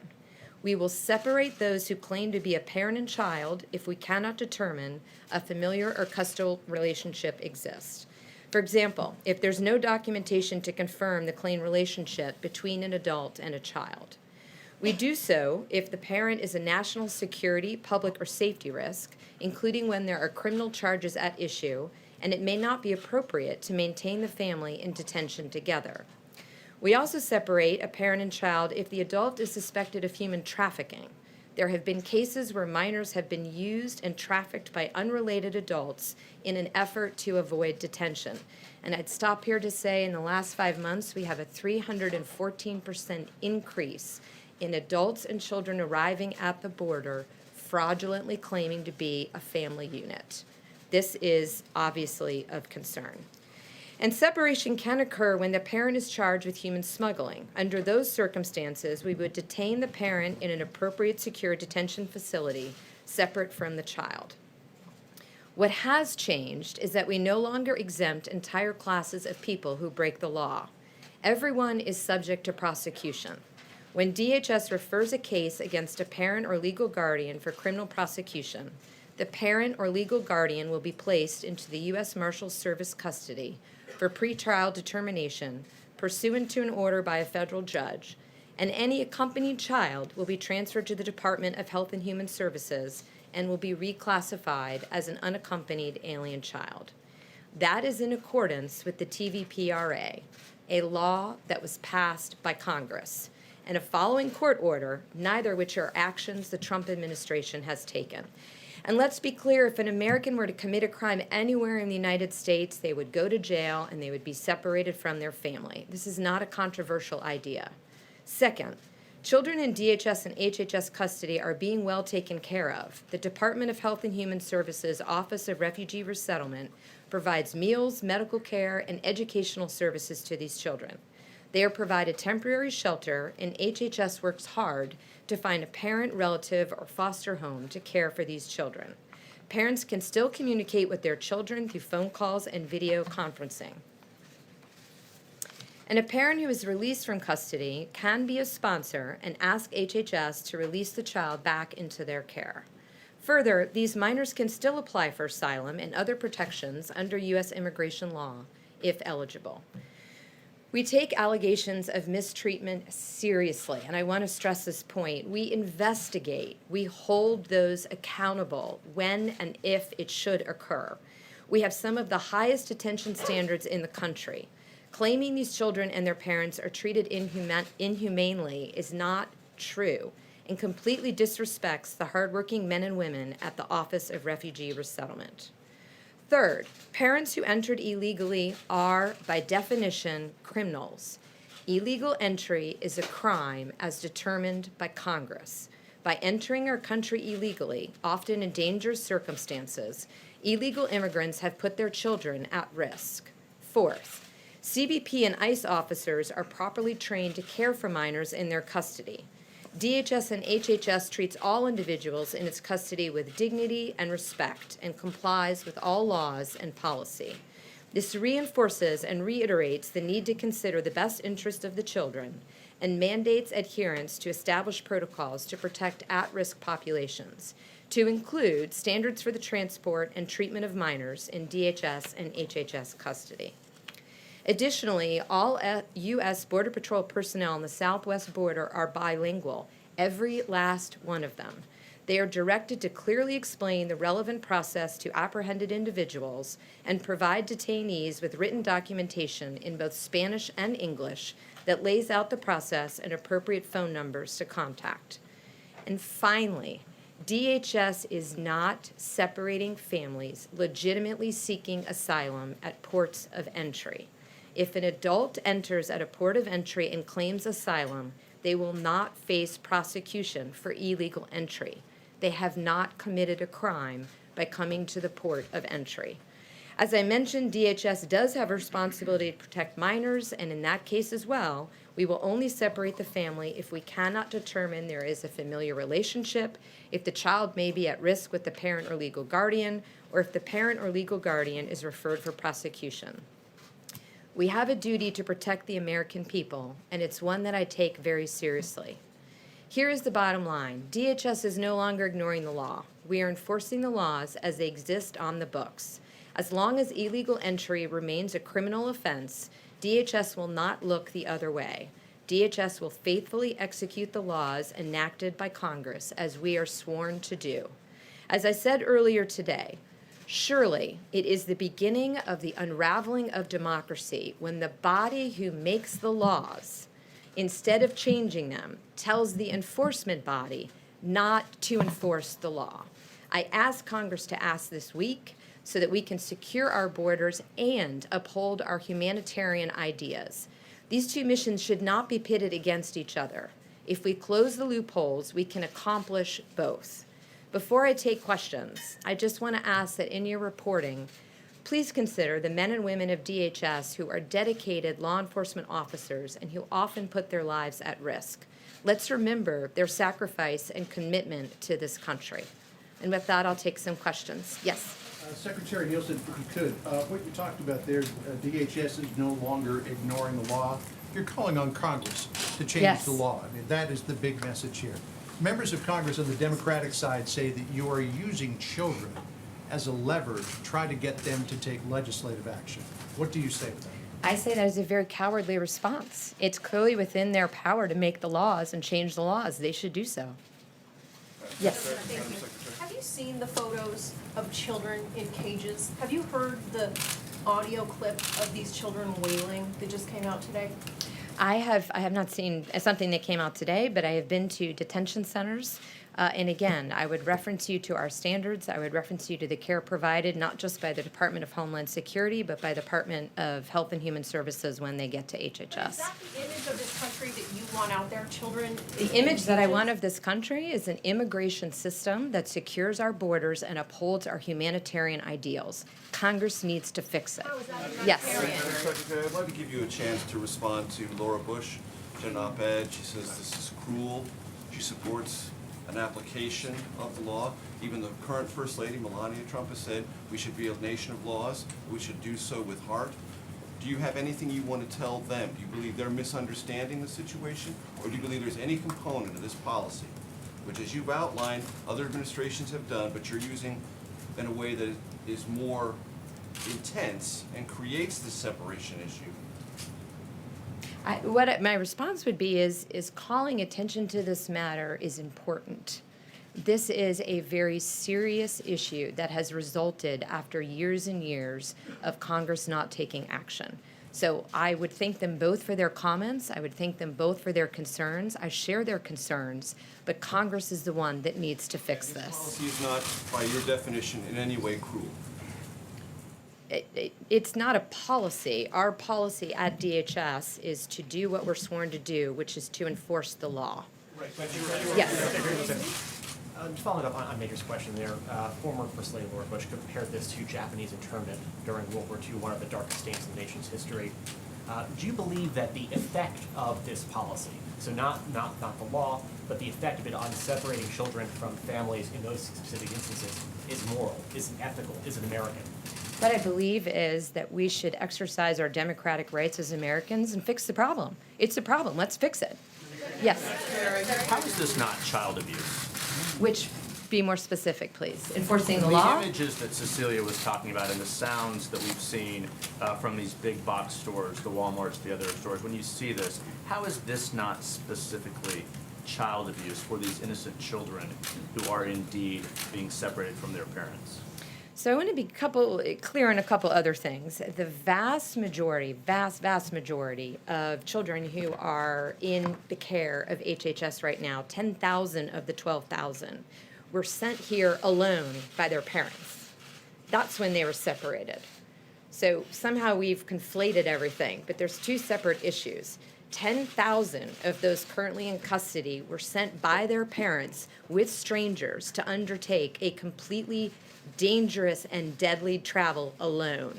We now care for them. We have high standards. We give them meals. We give them education. We give them medical care. There's videos. There's TVs. I visited the detention centers myself. That would be my answer to that question. Yes. If I could follow up for the hundreds that are not included in there, you said 10,000, but for the hundreds that we have seen, perhaps up to 2,000, are there any examples of child abuse, do you believe? And how could this not be child abuse for the people who are taken from their parents? Not the ones who are sent here with their parents' blessing with a smuggler, and the people who are taken from their parents. Unfortunately, I'm not in any position to deal with, hearsay stories. If someone has a specific allegation, as I always do when I testify, I ask that they provide that information to the Department of Homeland Security. We will look into it. Of course, we do not want any situation where a child is not completely, adequately taken care of. Yes. A couple of questions. One, why is the government only releasing images of the boys who are being held? Where are the girls? Where are the young toddlers? I don't know. I'm not familiar with those particular images, so I'd have to. Do you know where the girls are? Do you know where the young toddlers are? We have children in DHS care both, but as you know, most of the children after 72 hours are transferred to HHS. So I don't know what pictures you're referencing, but I'd have to refer you to Images of HHS. boys, but we just haven't seen any of the girls, any of the young toddlers, and you're saying that they are being well cared for. So how can you make that claim if you don't know where they are? It's not that I don't know where they are. I'm saying that the vast majority of children are held by Health and Human Services. We transfer them after 72 hours. I don't know what pictures you're speaking about, but perhaps they're. They've been released to the public. They've been aired all over national Okay, television. by throughout the day. DHS or by HHS? DHS. Okay, so let's find out from HHS. I don't think there's anything other than they're just the Released by pictures. Your department, I mean, they've been aired all over national television throughout the day, the kids who are being held in the cages. We've only seen the boys. I will look into that. I'm not aware that there's another picture. Yes. Let me ask, Secretary, let me just follow up very quickly, because you continue to insist that this is something that Congress can change, and yet Yes. this is something that was enacted after the Attorney General announced the zero tolerance policy. This never happened. before he announced his That's zero actually tolerance not true. policy. So the No, last we've never administration, seen the this under Obama previous administration, the Bush administrations. administration, all separated separate families from their at the, parents. they absolutely did. Well, They did, their rate was less than ours, but they absolutely did do this. This There is were not new. unaccompanied minors, there's no doubt about that, but this. They separated separating families. Kids at this rate from their parents is something new and specific to this administration, once the Attorney General announced the zero tolerance policy. So why doesn't the president pick up the phone and change the policy? He said he hates it. I think what the president is trying to do is find a long-term fix. So why don't we have Congress change the laws to change? No, Congress could fix this tomorrow. Yes, I think you were next, right? Madam Secretary, Madam Secretary, President Trump has had a lot to say the last few days about immigration, but he's offered no compassion to the families that are being separated at the border. Do you know why that is? And why won't he simply pause your department's enforcement of this administration policy until Congress reaches that long-term fix so that these families can be reunited? He has been attempting to work with Congress since he's been in office. He's made it very clear that we will enforce the laws of the United States as long as this administration is here. As part of that, he has continually reached out to Congress to fix this. And I think what you've seen him do in the last few days is continue to tell Congress, please work with us. The system is broken. The only people that benefit from the system right now are the smugglers, the traffickers, those who are peddling drugs, and terrorists. So let's fix the system. Yes. That didn't answer the question. Does he feel any compassion for the families that are being separated? He's talked about the parents being possible criminals. He's blamed it on Democrats. He's offered no words of compassion. I think he has said in tweets that he would like Congress to act to end the underlying laws that require the separation. Yes. Madam Secretary, just a second. Madam Secretary, it seemed like a couple of days ago, both the president and in your tweets that the main posture or point was to say that this is not the administration's policy. But it seems like in the last today, that the message is a little bit different, is to say, well, this is our policy, but it's our policy because either we believe it's a deterrent or we don't believe we have the resources to move families entirely. And I'm just wondering, I want to make sure we get the reporting right. Which of those is the most precise way to describe how the administration feels? And given the blowback by a number of Republicans as well as Democrats, are you considering rethinking this based on feedback, or is this the administration's position going forward, period, paragraph?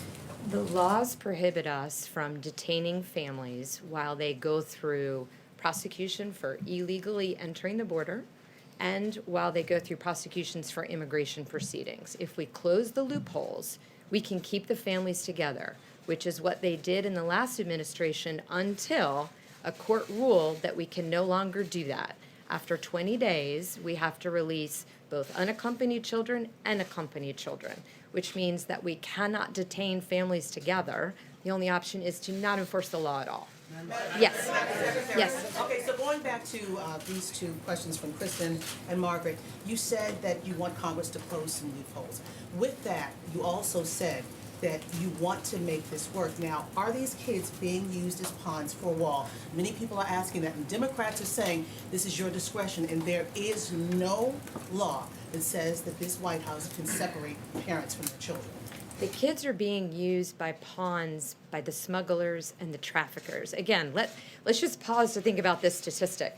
314% increase in adults showing up with kids that are not a family unit. Those are traffickers, those are smugglers, that is MS-13, those are criminals, those are abusers. Wait a minute, let her finish. So, thank you. All I'm trying to say is the closing that loophole will enable us to detain families together throughout the proceeding as they've done in previous administrations.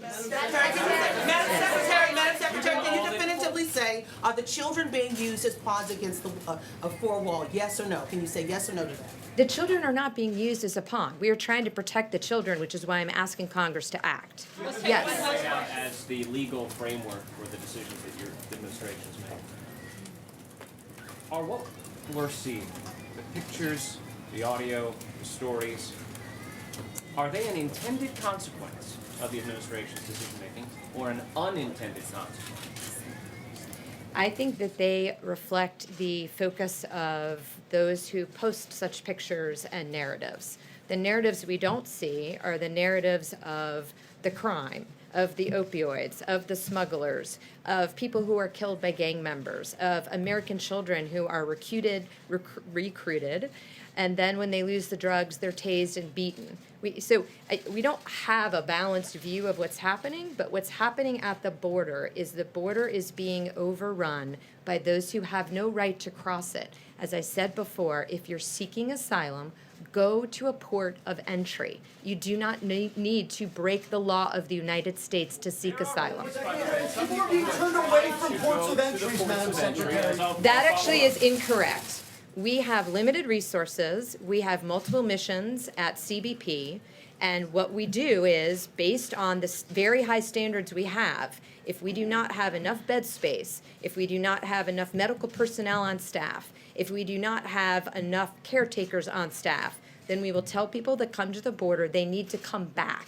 We are not turning them away. We are saying we want to take care of you in the right way. Right now, we do not have the resources at this particular moment in time. Come back. Thank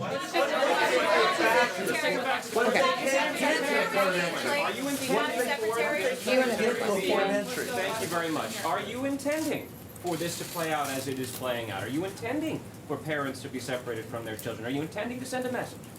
I find that offensive. No, because why would I ever create a policy that purposely does that? Perhaps it's a deterrent. No, A.G. Sexton it's says it was a deterrent. the way that it works. That it was a deterrent. Yeah. That's not the question that you asked me. But the answer is, it's a law passed by the United States Congress. Rather than fixing the law, Congress is asking those of us who enforce the law to turn our backs on the law and not enforce the law. It's not an answer. The answer is to fix the Will laws. the administration refrain from its current policy if Congress were to pass something that's close to what you want? Or will it continue to require the separation of parents from their children until the president gets exactly what he wants? If Congress closes the loopholes, many of which are closed in the two bills that we hope are taken up this week by the House, then they close the loopholes, and the families will stay together throughout the proceedings. Thank you. Policy is a deterrent. Do you think policy is a deterrent?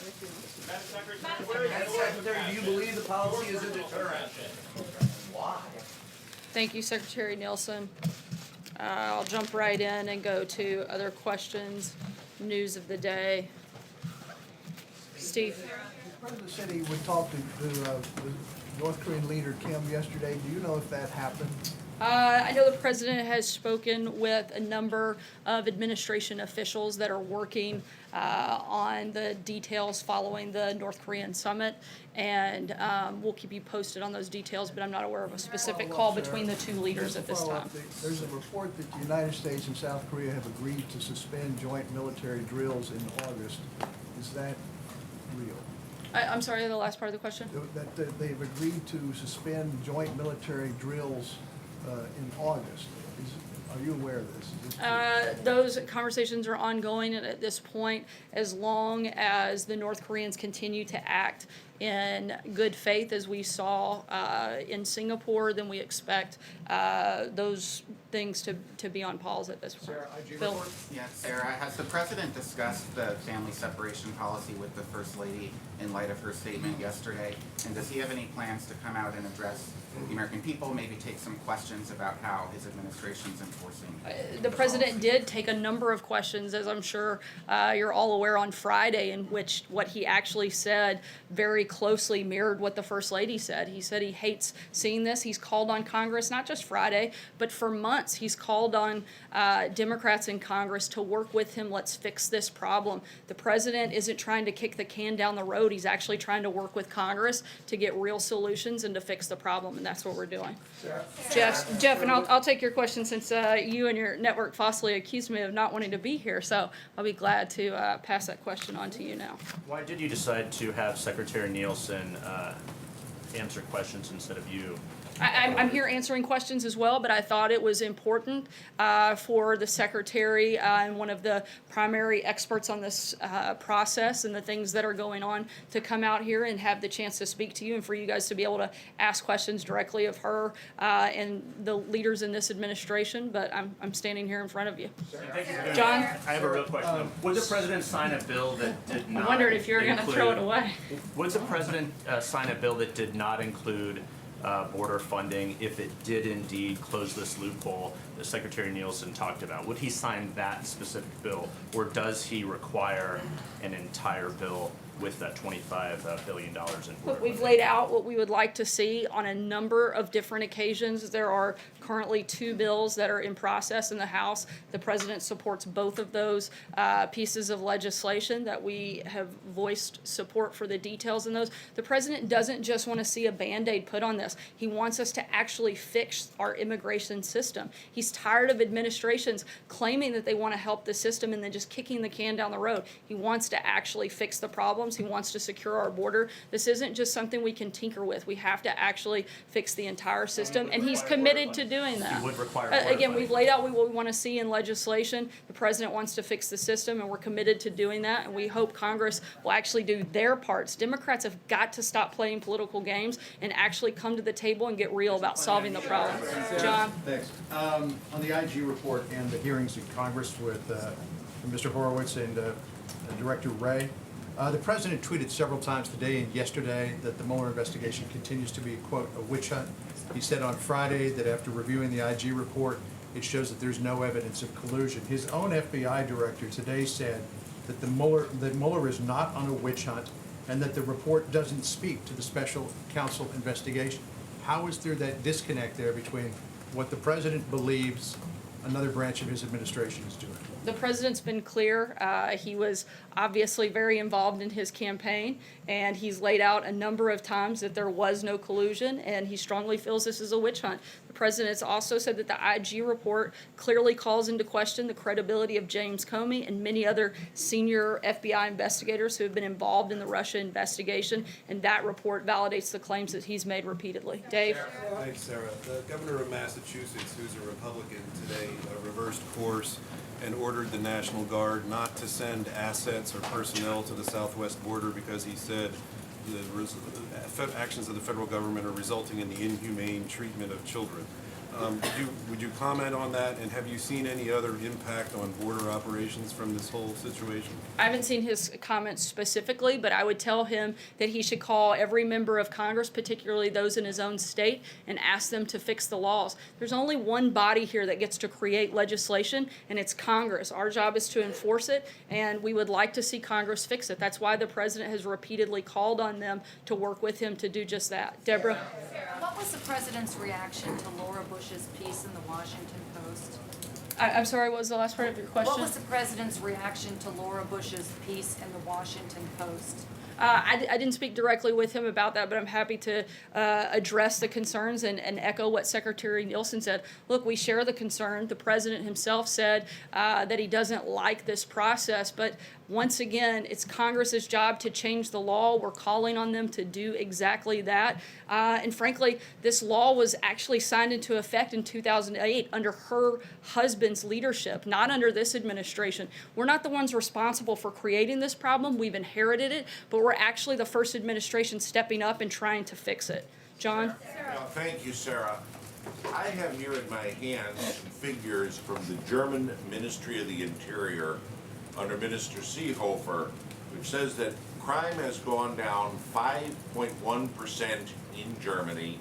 In fact, it's the lowest rate in a quarter century in Germany. Violent crime down 2.4%, burglary down 23%, and theft down 11.8%. Where did the president get the statement that crime was way up in Germany under the Merkel plan for admitting refugees? I'm not aware of the report that you're referencing, but I'd be happy to check into it and circle back. It's from the German Ministry of the Interior. I heard that part, but I haven't seen it, but I'll be happy to check into it and circle back. John? Thanks a lot, Sarah. I read the First Lady's statement that was put out, and she seems very troubled by this zero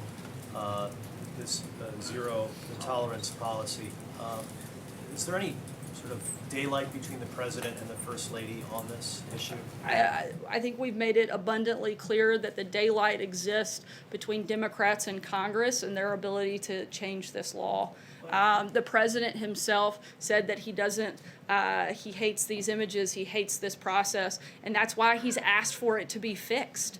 I feel like we keep ignoring the fact that the president isn't the one that creates the law, but it's Congress's job to create the law, and the president's already laid out and gladly stated a number of times publicly that he would sign legislation that fixes these loopholes and fixes our immigration system.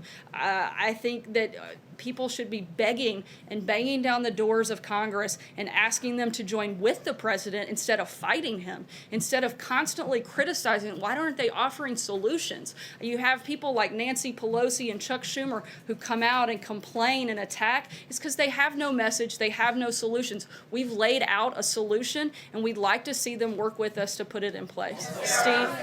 Also critical of this particular policy, besides the people that you mentioned on the Democratic side, are a number of Republicans and also some very prominent members of some of the president's base, evangelical Christians. Do you know if the president has heard from those members of his base, evangelicals in particular, had discussions with the president about this particular policy, and can you sort of fill us in on discussions the president may have had in that regard? I think any evangelical or in any church for that matter, that feels strongly they should open up their doors and help facilitate some of these individuals. I think that's their calling, that's the mission of the church, and they should certainly fulfill that. If they want to fix the immigration system, then they should call their members of Congress and ask them to join with us to do that. Steve? Thank you. Sorry, Steve, go ahead. There's some confusion about this Space Force that the president announced today. Did he actually sign anything? Does he believe that this can be done without the approval of Congress?